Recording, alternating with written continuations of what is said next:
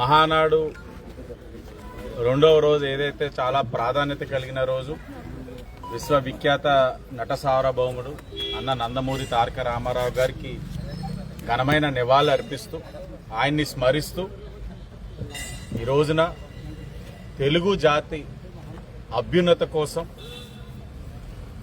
తెలుగు రాష్ట్రాల యొక్క శ్రేయస్సు కోసం పుట్టిన పార్టీ తెలుగుదేశం పార్టీ. అన్న నందమూరి తారక రామారావు గారు ఆనాడు పార్టీ స్థాపించినప్పుడు ఉన్న పరిస్థితులు మనం ఎప్పటికప్పుడు గుర్తుంచుకోవాల్సిన పరిస్థితులు వస్తూ ఉన్నాయి. పార్టీ స్థాపించిన నాటి నుంచి ఈనాటి వరకు కూడా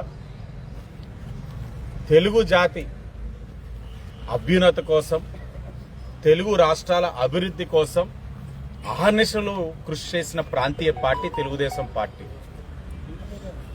మీరు గమనించినట్లయితే గత పాలకులు ఎవరైతే ఉన్నారో వైఎస్ఆర్ కాంగ్రెస్ పార్టీ ఉన్నప్పుడు తెలుగువారు ఎక్కడున్నా మీ రాష్ట్రం యొక్క రాజధాని ఏంటి అని అంటే చిన్నబుచ్చుకునే పరిస్థితి. మీ రాష్ట్రంలోంచి పరిశ్రమలు వెళ్ళిపోతున్నాయని అంటే అవమానంగా భావించే పరిస్థితులు. ఆనాటి పరిస్థితుల నుంచి మరలా ఈ రోజున ప్రజలందరూ కూడా తెలుగుదేశం పార్టీ కూటమి ప్రభుత్వాన్ని కోరుకున్నారు.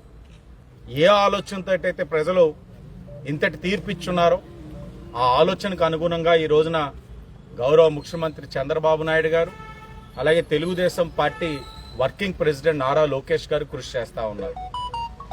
ఈరోజు తెలుగువారు ఎక్కడున్నా గర్వంగా చెప్పుకోగలుగుతా ఉన్నారు. భారతదేశంలోని రూపాయి పెట్టుబడి వస్తే ఆ రూపాయిలో 25 పైసలు ఆంధ్రప్రదేశ్ రాష్ట్రానికి వస్తూ ఉంది. అది తెలుగువాడి సత్తా అని చెప్పి ఈ రోజున గర్వంగా తెలుగువాడు ఎక్కడున్నా చెప్పుకోవచ్చు. దక్షిణ భారతదేశంలో అనేకమైన రాష్ట్రాలు గూగుల్ అనే ప్రతిష్టాత్మకమైన సంస్థ కోసం పోటీ పడితే మా తెలుగు రాష్ట్రంలో ఉన్న ముఖ్యమంత్రి గారు గూగుల్ని విశాఖపట్నం తెచ్చుకున్నారని గర్వంగా చెప్పుకోవచ్చు. రాయల్ ఎన్ఫీల్డ్ తమిళనాడు నుంచి వేరే రాష్ట్రానికి స్థాపించిన నాటి నుంచి ఈ రోజు వరకు రాని పరిస్థితులు. అలాంటి ఒక రాయల్ ఎన్ఫీల్డ్ స్థాపించిన ఏదైతే తమిళనాడు రాష్ట్రం నుంచి మొట్టమొదటిసారిగా ఈరోజు తెలుగు రాష్ట్రానికి తీసుకొచ్చింది నారా చంద్రబాబు నాయుడు గారి తెలుగుదేశం పార్టీ అని గర్వంగా చెప్పుకోవచ్చు. ఇలా చెప్పుకుంటూ వెళ్తే అనేకం ఉన్నాయి. ఈరోజు ప్రపంచ దేశాల్లో తెలుగు వారు ఎక్కడున్నా కూడా గర్వంగా చెప్పుకోగలుగుతా ఉన్నారు. నా రాష్ట్రం మళ్ళీ అభివృద్ధి చెందుతా ఉంది, నా రాష్ట్రంలో ఉపాధి అవకాశాలు వస్తూ ఉన్నాయి, నా రాష్ట్రంలో యువతకు ఉద్యోగ అవకాశాలు వస్తూ ఉన్నాయి అని గర్వంగా చెప్పుకోగలుగుతా ఉన్నారు. ఇది ముమ్మాటికి ముందుకు తీసుకెళ్లాల్సిన అవసరం ఉంది.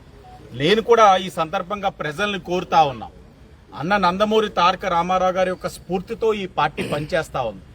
కార్యకర్తల అధినేత అనే స్ఫూర్తితో ఈరోజు ఈ పార్టీ పనిచేస్తా ఉంది. మహిళా సాధికారత కట్టుబడి ఈ రోజు నిన్నటినే చూస్తున్నాం. 33% రిజర్వేషన్ కూడా చట్టసభలో ఇచ్చిన ఘనత తెలుగుదేశం పార్టీ.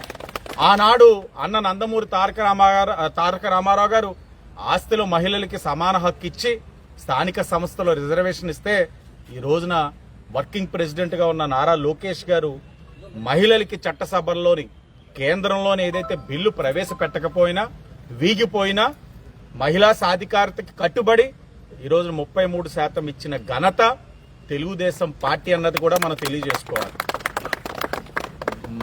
తాతయ్య గారి యొక్క స్ఫూర్తితో ఈరోజు లోకేష్ గారు ముందుకు వెళ్తా ఉన్నారు. కార్యకర్తలు గౌరవిస్తా ఉన్నారు. ఎన్నడూ లేని విధంగా ఈ రోజున కార్యకర్తలందరికీ కూడా ప్రభుత్వంలోని కార్పొరేషన్ చైర్మన్లు కానీ, డైరెక్టర్లు కానీ, ఎండోమెంట్స్లోని అనేక స్థానాలు ఇవ్వడం జరిగింది. ఈ నియోజకవర్గం ఉదాహరణ. రాష్ట్ర కార్పొరేషన్ కానీ డైరెక్టర్లు కానీ సుమారు 13 మందికి వచ్చింది. రాష్ట్రంలో ఏ నియోజకవర్గానికి కూడా ఇన్ని రాలా. కార్పొరేషన్స్తో పాటు ఎండోమెంట్స్ 14 కమిటీలు వేసుకున్నాం, ఓ పక్కన మైనార్టీ కమిటీస్ వేసుకున్నాం, మరో పక్కన అర్బన్ హెల్త్ సెంటర్స్ కానీ ఇలా మొదలుకొని సుమారు 300 మంది జెండా మోసిన కార్యకర్తల్ని ఈరోజు నాయకులుగా తీర్చిదిద్దింది తెలుగుదేశం పార్టీ అనే విషయాన్ని కూడా గుర్తు చేస్తా ఉన్నాం. ఇవన్నీ కూడా ఒక మంచి అడుగు వైపు అడుగులు వేసుకుంటూ వెళ్తా ఉన్నాం. అభివృద్ధి వైపు అడుగులు వేసుకుంటూ వెళ్తా ఉన్నాం. ఈ సందర్భంగా ప్రజల్ని కోరుతా ఉన్నాం. మీరు 5 సంవత్సరాలు ప్రజాస్వామ్యబద్ధంగా తీర్పిచ్చున్నారు కాదు, మరొక 15 సంవత్సరాలు మీరు ఈ కూటమికి అండగా నిలబడి నారా చంద్రబాబు నాయుడు గారు ఒక నాయకత్వాన్ని బలపరిచితేనే ఈరోజు తెచ్చిన గూగుల్ కానీ అనేక లక్షల కోట్ల పెట్టుబడులు, అనేక లక్షల ఉద్యోగ అవకాశాలు, యువతకి ఏదైతే ఉందో ఇవన్నీ కూడా గ్రౌండ్ అవ్వాలన్నా, మనం ఆ ఫలితాలు చూడాలన్నా మళ్ళా నారా చంద్రబాబు నాయుడు గారు రావాలి ముఖ్యమంత్రిగా. ఈ కూటమి ప్రభుత్వం మరొక 15 సంవత్సరాలు ఉండాలి అన్న విషయాన్ని ప్రజలు గమనించాలి. నేను మీ అందరినీ ఒక్కటే కోరుతాను, ప్రాక్టికల్ గా ఆలోచించండి. ఒక ఇల్లు నిర్మాణం జరుగుతూ ఉంటది. ఒక చిన్న ఇల్లు నిర్మాణం చేసుకోవడానికే మనం 2-3 సంవత్సరాలు పడతా ఉంది. ఈ నిర్మాణం జరిగే సమయంలో మనం మేస్త్రికి ఇస్తాం. ఆ మేస్త్రి నిర్మాణం చేస్తూ ఉంటాడు. గిట్టకపోయినా నచ్చకపోయినా ఆ మేస్త్రి ఇల్లు కడతా ఉన్నప్పుడు పూర్తయ్యేంత వరకు మనం తట్టుకునైనా లేకపోతే బుజ్జగించైనా చేయించుకుంటాం. కానీ అర్ధాంతరంగా నువ్వు పో అని చెప్పి ఇంకో మనిషిని తెచ్చుకోలేం. అలాగే ఈ రాష్ట్రం సకల్లో ఉంది అభివృద్ధి. పూర్తయ్యేంత వరకు ఇబ్బందులు ఏదున్నా తెలియచేయండి, సరి చేసుకుంటుంది ఈ ప్రభుత్వం. గత మాదిరిగా చెప్తే మీ మీద దాడులుండవు, కేసులుండవు. ఇది ప్రజాస్వామ్యబద్ధంగా నడిపే ప్రభుత్వం. తెలియచేయండి, సరి చేసుకుంటాం. తప్పకుండా నారా చంద్రబాబు నాయుడు గారి యొక్క నాయకత్వాన్ని మరొక 15 సంవత్సరాలు ముందుకు తీసుకెళ్లాలని ప్రజలందరినీ కూడా కోరుకుంటూ ఇక్కడికి నివాళులు అర్పించడానికి వచ్చారు. వీళ్ళందరూ కూడా విద్యావంతులు, పరిణితి చెందిన వారు, వివేకంతో ఉండేవారు.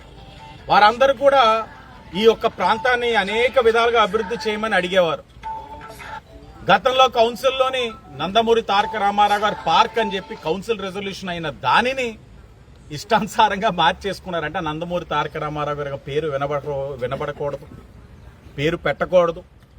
నందమూరి తారక రామారావు గారు అసలు ఆ మాటే పలకకూడదు అని ఆలోచించారు ఏటో వైసీపీ వాళ్ళు. కూటమి వచ్చింది. ఆనాడు కౌన్సిల్ రిజల్యూషన్ ఏదైతే చట్టబద్ధంగా నందమూరి తారక రామారావు పార్క్ అని పెట్టున్నామో, డాక్టర్ నందమూరి తారక రామారావు పార్క్, దాన్ని కూటమి వచ్చిన వెంటనే అమలు చేశాం. వాళ్ళకి కూడా చెప్తా ఉన్నాం, మీరు తీసేస్తే ఇది మాయమైపోయే పేరు కాదు ఇది. అలాగే మీరు తుడిచేద్దాం అనుకుంటే చెరిగిపోయే పేరైతే ఇది కాదు. ఇది ప్రజల గుండెల్లో ఉన్న పేరు. ఆ పేరే ఎన్టీఆర్ అన్న విషయాన్ని ఆ పార్టీ వాళ్ళు కూడా గుర్తించుకోవాలని సందర్భంగా తెలియచేస్తూ, తెలుగు జాతి ఉన్నంత వరకు తెలుగు దేశం ఉంటాది అన్న నందమూరి తారక రామారావు గారి పేరు కూడా ప్రతి ఒక్కరి మదిలో కూడా ఉంటదన్న విషయం కూడా ఆ పార్టీ గొడ్డలి పార్టీ వారు కూడా గుర్తు చేసుకోవాలని కూడా ఈ సందర్భంగా తెలియజేస్తూ అందరికీ ధన్యవాదాలు.